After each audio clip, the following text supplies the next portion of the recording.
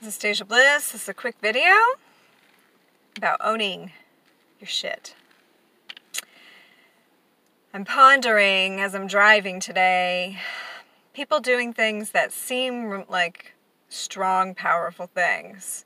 Like standing up to people that might be doing things you don't like or seem to be harming you or pushing you around or putting you in uncomfortable situations. And we have all kinds of titles and labels for these people. And many people are starting to stand up for these, like recognizing these sorts of individuals and to stay away from them or to stand clear of them. And I want to talk about owning our own shit, like deeply, deeply, deeply doing the deep, dirty work to find out what possible treasure that we have hidden for ourselves that we would manifest the situation that we have that would cause us to create the action that we do in order to get where.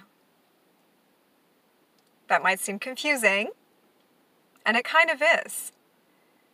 Because, the shit will strewn itself out for you eventually. Like, eventually you will see all of the parts of it, and you will go, oh my God. But sometimes that doesn't happen until after much dismay and much hardship and much regret sometimes. So what if instead, when a hard thing is happening, I'm not saying you won't have to, run away sometimes or, take a stand for yourself sometimes. Of course, sometimes we need to regroup and we need to step away from a situation to get vision about it. But the quicker that we can do the process of an owning of and reducing victimization, reducing that this other person did this thing to me or this thing to life or this is how they are, and start looking for why those qualities are needing to come up in full focus in your face. I ask myself, why did I create this? I co-created this situation. Why? What in this is me?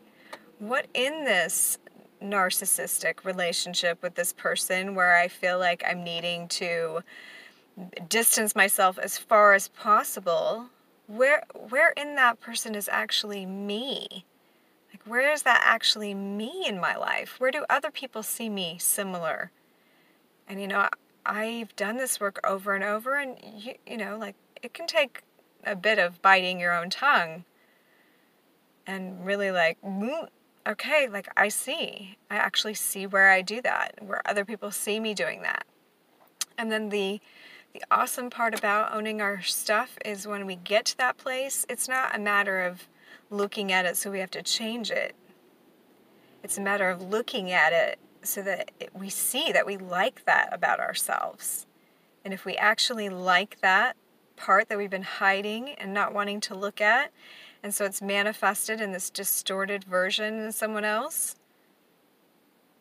if we finally get to the place where we see it in us, we see that lofty vision, we see that protective hand, we see that mean stroke of words when we see that somebody else isn't doing a thing we like. We see that exists in us somewhere.